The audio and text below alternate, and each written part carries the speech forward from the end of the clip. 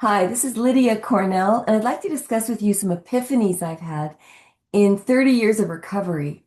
Some amazing things have happened. A lot of God shots, I call them synchronicities, but these are kind of more recent. A few years ago, I was out taking care of my parents in Lancaster, California. That's near Edwards Air Force Base, where I filmed Quantum Leap. And I was staying at the Elks Lodge in their big motorhome.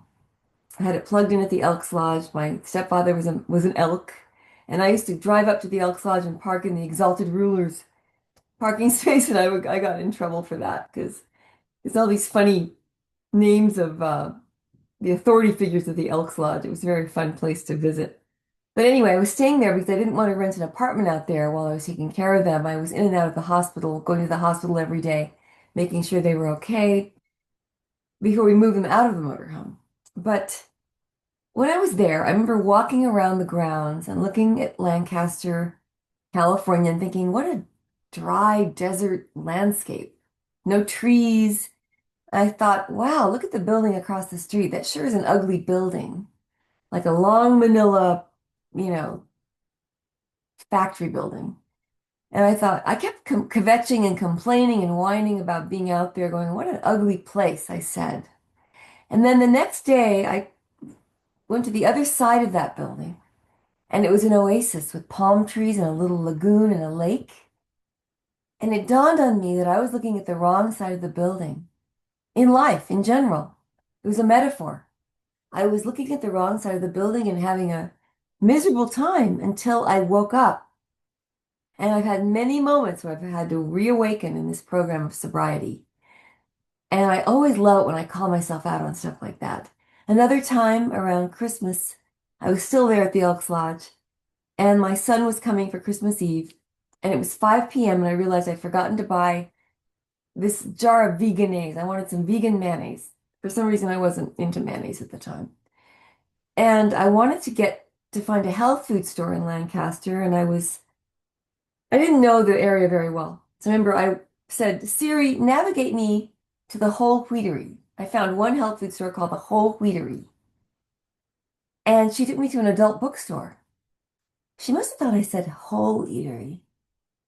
Sorry, that was a terribly dirty joke, but I did think that. I actually thought that. I'm like, what am I doing at an adult bookstore?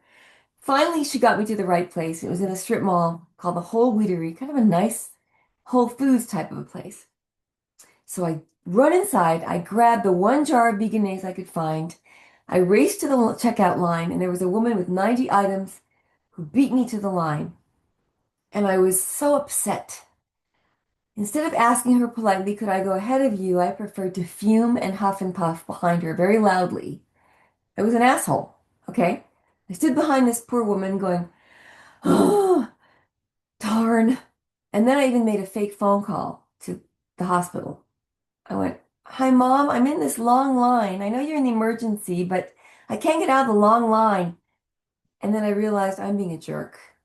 I looked at the back of the woman's head in front of me, and she was shaking with Parkinson's. And at that moment, I poured waves of love out to her, to the back of her head, just waves of love. I felt like such a jerk. And at that moment, she turned around and said, oh, honey, go ahead of me. You only have one item.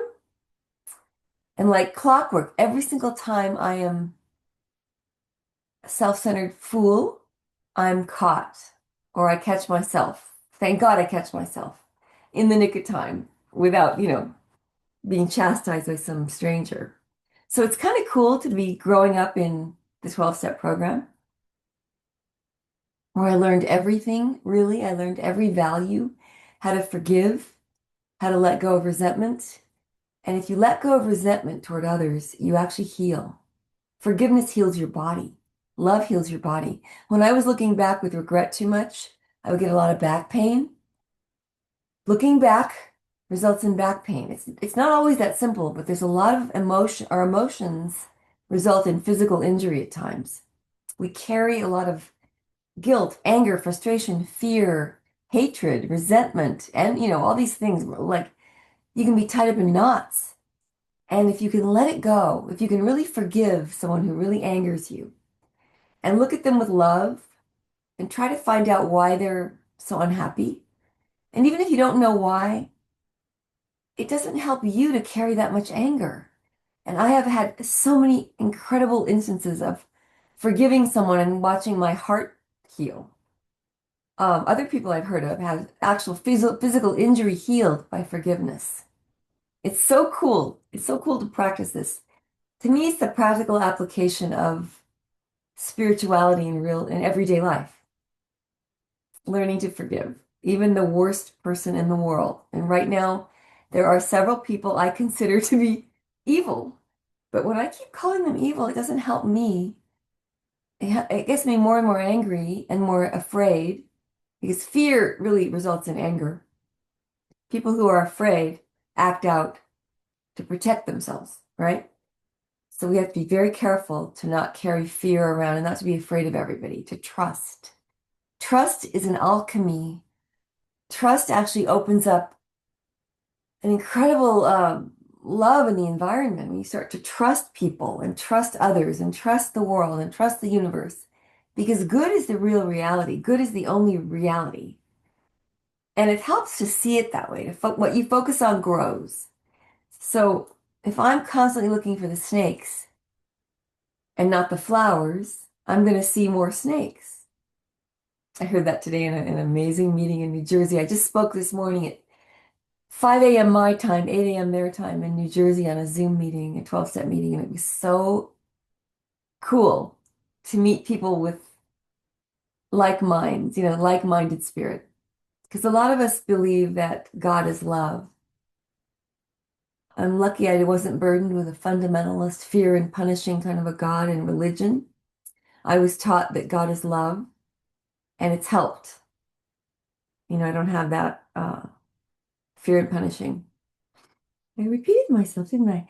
Another amazing epiphany I had in the 12-step program is I heard a story. Kathy Gelbart, Larry Gelbart's daughter. I met her when I first got sober at my first AA meeting.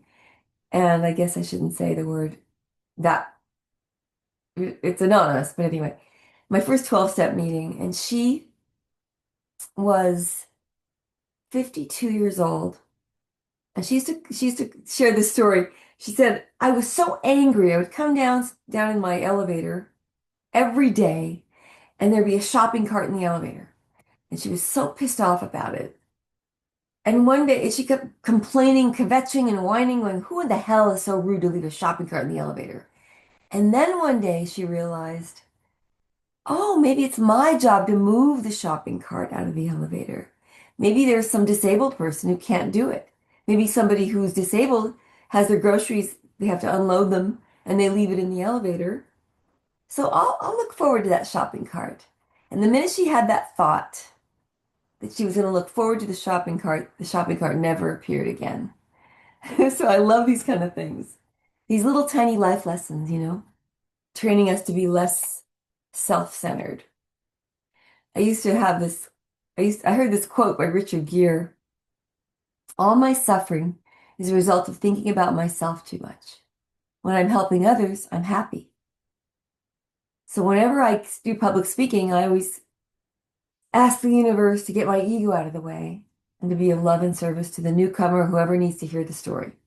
So that's what my lesson for today. Hope you enjoyed it. I have a million more of these and some pretty supernatural God shots I'd like to discuss in an upcoming episode.